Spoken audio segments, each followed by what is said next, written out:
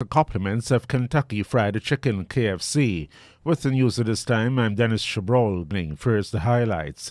The Alliance for Change wants government to cushion the impact of the increase in the price of flour. The Caribbean Court of Justice orders that a murder charge against the Guyana-born American Marcus Bistram stands discharged. 2 quarantine men have been killed in a road accident. And regionally, the Barbados government is trying to ease the rising cost of living, but is taxing some big businesses. And Bahamian police say the gunning down of 5 men is linked to drug-related gang warfare. Internationally, we get the latest from the BBC World Service from the front lines coming up. After a hard day's work, a lime at the workplace would be great, and even greater and better with KFC, with a wide choice of finger-licking sizes. Could be a birthday celebration or promotion, or a lime for no reason at all. Any lime, anytime, anywhere is better in 9 locations, including the Amazonia Mall at Providence, open now from 9 a.m. to 10:30 p.m. KFC. It's finger-licking good. And now the news in detail. The Alliance for Change, AFC, is calling on the government to subsidize the price of wheat flour. The call has been issued days after the National Milling Company announced it will be increased by 15%. The AFC says the Treasury has sufficient money from the extra earnings due to the increase in world oil prices. In the national budget, the Guyana government has pegged its calculations at $74 per barrel of oil. However, due to the war between Russia and Ukraine, the price is now more than $100 per barrel. Vice President Barra Jaglio has already announced that electricity and water bills will be subsidized by the government.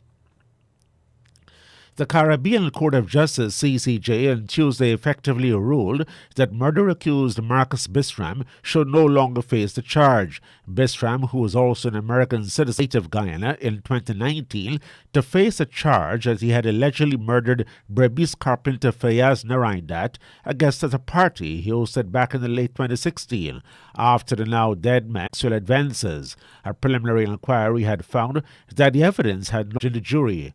However, the Director of Public Prosecutions DPP had written to the magistrate requesting that Bistram be recommitted in cross-appeal. The CCJ on Tuesday ruled that Bistram must not be charged again with the offense of murder unless there is fresh evidence.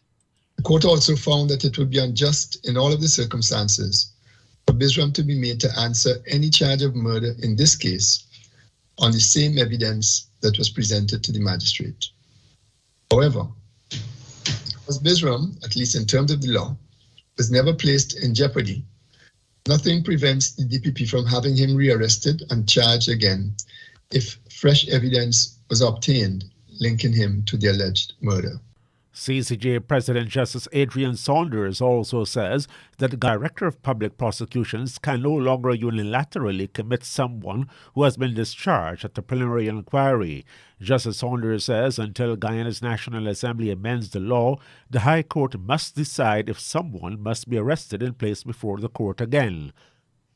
Until the National Assembly addresses this matter, Section 72 should be modified to provide that a DPP who is for good reason dissatisfied with the decision of a magistrate to discharge an accused person may place before a judge of the Supreme Court the depositions and other materials that were before the magistrate used to be arrested and committed if the judges are testified. CCJ also ordered that Bistram's passport be returned. We are to make a further order that Mr. Bistram's passport be returned to him forthwith. Yes, there are any other charges on the basis of which that passport is being kept, but certainly in relation to the charge of murder, which this case is concerned about, his passport is being kept on the basis of that charge only, then it must be returned. Solicitor General Nigel Hawke and the defense lawyers for Bistram have been given more time to address the issue of costs that the state will have to pay. 2 persons were killed early this morning in a road accident on the No. 1 Village Public Road Quarantine.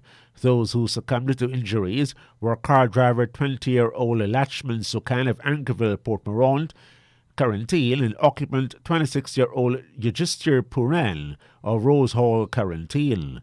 Police say that at about 3:15 Tuesday morning, Sukan lost control of the car, causing it to spin several times and eventually slamming into a lorry. Sukan and Puran were both taken out of the motor car by public-spirited citizens and firefighters in an unconscious condition. The driver of the motor car has been arrested and the driver of the motor lorry has been arrested and is in custody at the Albion Police Station, assisting with the investigation. A breathalyzer test shows that he was not under the influence of alcohol. The Guyana-Suriname ferry will not be working for 2 days Thursday. The operators of the ferry service are apologizing for the expected inconvenience. Several months ago, the MV Kanawaima had been taken out of dry dock after extensive repairs and put back into operation. The European Union funded the purchase of the ferry and the establishment of a service back in the 1990s as part of a regional integration program cap on containerized imports in an effort to bring down the cost of living. Ms. Motley, who was also financed budget speech on Monday. The government of Barbados will partially shield consumers from the increased freight costs by capping the cost of freight used for the purpose of calculating customs duties at the pre-COVID-19 levels of $7,350 per 20-foot container and $8,000 for 40-foot containers. And we shall hold these costs for 12 months, Mr. Speaker. After also announcing a reduction in the prices of gasoline and in some of the revenue that have been lost to measures aimed at reducing the cost of living, and also a significant loss of tourism earnings due to the more than 2-year-long COVID pandemic. We shall introduce corporate profits in certain sectors. Where a company with a net income above $5 million in 2020 and 2021 is carrying on domestic business in the telecommunications sector, in the retail sale of petroleum products by dealers, in the commercial banking sector, so deposit taking and finance houses are there, but we exclude credit unions, and in general and life insurance business, then these companies shall be subject to a pandemic contribution levy of 15% of their net income per the company's financial statements for the fiscal years ending March 2021 and 2022. Ms. Motley says this levy is in addition to corporate taxes. Mr. Speaker, this levy for each fiscal year is payable in addition to the company's corporation tax obligation, and it is not deductible for tax purposes. This levy will only be in place for the period up until March 2023 and represents, as I said, a one-off contribution to the over $1 billion costs that it has cost us as a nation to fight COVID. Barbados' Prime Minister and Minister of Finance, Mia Motley. Brazil's economy ministry is evaluating a temporary increase of the government's Auxílio Brasil welfare program to help people deal with economic impacts stemming from Russia's invasion of Ukraine. The social program, which pays monthly installments of around $78 to approximately 18 million families, would be temporarily adjusted if the conflict persists and rising oil prices keep fanning inflation. Brazilian President Jair Bolsonaro faces an uphill re-election battle in this year's presidential election, with voters concerned by rising prices and a weak economy. The plan is currently a backup, the sources said, and has not yet been formally designed, with no defined value for any eventual increase. Reuters news agency reports that one source says the authorization of this additional benefit will depend on Brazil declaring a public emergency viable. Trinidad and Tobago's Director of Public Prosecutions is being asked to investigate the Prime Minister for misbehavior in public office. Both Gary Griffith and opposition United National Congress Senator David Naked made the requests after the Prime Minister met with former Police Service Commission Chairman Bliss Prasad the day before the Commissioner of Police merit list was rescinded. More on this report from CNC3's Renuka Singh. Prime Minister Dr. Keith Rowley is shrugging off any suggestion that there would be negative fallout from his admission that he was the high-ranking government official who met with the former Police Service Commission chairman back in August. List for Commissioner of Police being rescinded. The Prime Minister's admission on Monday ends months of questions and speculation, but in response to questions on the issue today, the Prime Minister said that he did nothing wrong. He asked, since when is providing pertinent information to a service commission considered interference? The Prime Minister said that he did not understand the mystery surrounding the meeting, as he was the only person from the cabinet who, to his knowledge, meets at President's house. The Prime Minister said that he wouldn't have all the pertinent information in order to carry out its functions. The Prime Minister said that that was his understanding of an independent commission and that his interpretation had the support of the Privy Council. But not everyone is seeing it that way. Former Police Commissioner Gary Griffith and United National Congress Senator David Naked have already written to the Director of Public Prosecution. Former Commissioner Griffith highlighted 9 issues to the DPP, chief among them whether the Police Service Commission had the authority to rescind the merit list given to the President. In the letter, Griffith says, quote, "We are now seeing that the Prime Minister has openly admitted to interfering with an independent process from an independent body, whether it be influencing, intimidating, directing, or coercing. It means that he interfered, which can lead to someone being charged. This must be grounds for an investigation." Griffith also says that the previous PSC chairman refused to reinsert him, even when told to do so by the majority of the PSC members. He says that this too can amount to misbehavior in public office. Meanwhile, Senator Naked says that in light of the admission by the PM that he caused the merit list to be withdrawn, he should now be investigated. Renuka Singh, CNC3 News. Across in the Bahamas, several men have been shot dead. As we hear in this report from Our News Bahamas, the killings may be drug gang related. The killings of 30 and 4 other men during a bloody weekend were gang-related, according to Acting Commissioner of Police Clayton Fernandez. We believe and suspect that it is a gang-related. We are on to some good information. We are aware of actions, and as we speak, we have officers out and up and about and trying to identify the players in these gangs. Bryant and another man were gunned down on Sunday evening on Thompson Lane, just a day after another man was gunned down on the same street. Police confirmed that the man killed on Saturday was not the intended target, with family members lamenting that the killers returned on Sunday. Based on our investigation thus far, he was not the intended target. We are aware who the target were and that who involved in the life of crime. To stay away from them.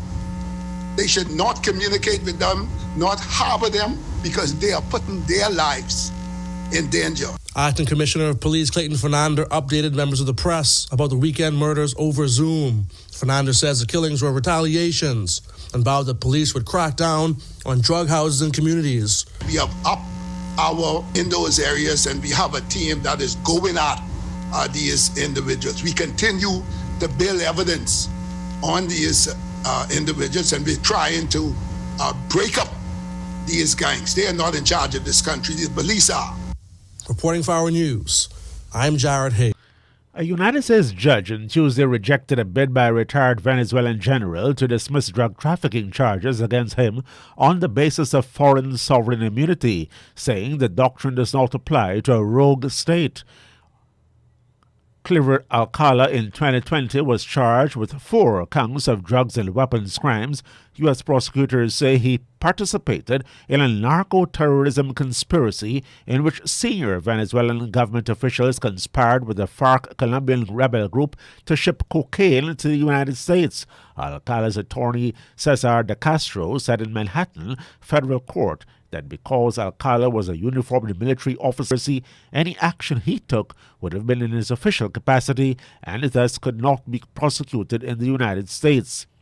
U.S. District Judge Alvin Hellerstein disagreed, saying that sovereign affect a rogue state or rogue officials. He says the U.S. justice system is dealing with criminal conduct at the highest levels of government. Prosecutors said that Alcala in 2008 held a meeting with Diosdado Cabello, now a Venezuelan lawmaker from President Nicolas Maduro's Socialist Party, and agreed to coordinate drug trafficking with the FARC. Cabello and Maduro were also charged but remain in Venezuela. Alcala pleaded not guilty after Maduro and Cabello have denied accusations of drug trafficking and argue Washington is seeking to overthrow their government to control the OPEC nations' oil. Alcala retired from military service in 2013. He has since become a critic of Maduro. And Gbagbo recognized by Washington as Venezuela's rightful leader. That's the news to the moment. We now go to the BBC World Service for the latest bulletin of world news. Hello, I'm Moira Alderson with the BBC News. The Prime Ministers of Poland, the Czech Republic and Slovenia are in Kiev to show solidarity with Ukraine in the face of the Russian invasion. The European leaders who'd travelled by train held a meeting with President Volodymyr Zelensky. Our Europe editor, Katia Adler, reports. Today's visit was a Polish initiative. Warsaw ruled out travelling by plane, I'm told, as the government's new private jets are military models, deemed dangerously provocative under the current circumstances. Taking an early morning train to the Ukrainian capital, with Russian forces closing in, might also seem foolhardy. But the three prime ministers intended to make headlines. Their trip, including a meeting with Ukraine's President Zelensky, was a sign of solidarity, they said, to show Ukrainians they hadn't been forgotten. The Ukrainians say some 20,000 people have managed to leave the southern port city of Mariupol in the past 24 hours. Lise Doucette has... ...of desperately needed food, water, medicine was again blocked, not able to enter the city. Some private vehicles did make it out, about 2,000, but we understand that they're encountering obstacles, shelling, threats along the way. And we also have reports from the Ukrainians, we're still waiting for details, that hundreds have been taken hostage in a hospital. Destroying its civilian infrastructure, so far totaling gas pipelines and other essential facilities. President Biden signed a spending bill that will include more than $13 billion worth of security assistance for Ukraine. Mr. Biden said President Putin's attack on Ukraine had united people across the world, in America. That Putin's war is causing the Ukrainian people and the region. This bill also provides... BBC News. NATO's Secretary-General Jens Stoltenberg has convened an extraordinary summit of the alliance next week to discuss Russia's invasion of Ukraine. The White House says President Biden will travel to Brussels for the meeting. Mr. Stoltenberg said the attack on Ukraine had created a new security reality in Europe, and NATO needed to further strengthen its deterrence and defence. This could include big increases in military deployments and spending. The journalist who interrupted Russia's main TV to protest against the invasion has been fined $280 by a court in Moscow. Marina Ovsyannikova, an editor on Russia's flagship Channel 1, was charged with organising an unauthorised public event. She ran behind the newsreader carrying a sign with the text, "Stop the war, don't believe the propaganda." I wish to thank all my friends and colleagues for their support. This has been a very complicated time in my life because I haven't slept literally for 48 hours. The interrogation lasted for more than 14 hours. I wasn't allowed to get in touch with family or friends. I was denied access to a lawyer. This is a complicated situation. Could we please leave all requests for comments till tomorrow? In other news, the US Senate has passed legislation that would make daylight saving time permanent from next year. Supporters of the bill say that bright afternoons would benefit. The measure still needs to be approved by the House of Representatives. The authorities in Mexico say they've extradited to the US the leader of the northeastern drugs cartel and its armed wing, known as Troops from Hell. Juan Gerardo Trevino Chavez was arrested in the border state of Tamaulipas on Sunday. He's an American citizen and has been charged in the United States with drug trafficking and money laundering. That's the latest. BBC News. News from the BBC to the moment. The Amazonia Mall at Providence, and there are 6 drive-through locations for your convenience. Their 11 herbs and spices are sure to blow those post-work vibes away every time. It's the perfect way to end a hard day. See, It's finger licking good. And now to end the news, a recap of the highlights. The Alliance for Change wants the government to cushion the impact of the increase in the price of flour. The Caribbean Court of Justice orders that a murder charge against the Guyana-born American Marcus Bisram stands discharged. 2 quarantine men have been killed in a road accident, and regionally, the Barbados is taxing some big businesses. Bahamian police say the gunning down of 5 men is linked to drug-related warfare. That's the end of the news, which came to you with the compliments of Kentucky Fried Chicken, KFC. This has been the news, compiled in the News Talk Radio newsroom. For ongoing updates, visit demwaves.com, and you can check facebook.com/demwaves and twitter.com/demwaves.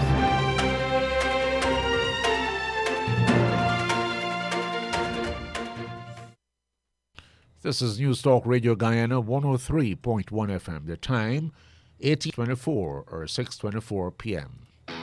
For the toughest jobs, there's only one original motor oil, Valvoline, powering the world's heavy-duty engine. You can trust the super protection of the original to keep your business moving forward. Valvoline, the original that never stops improving. Distributed by Swiss Machinery, Eccles Public Road. Telephone 233-382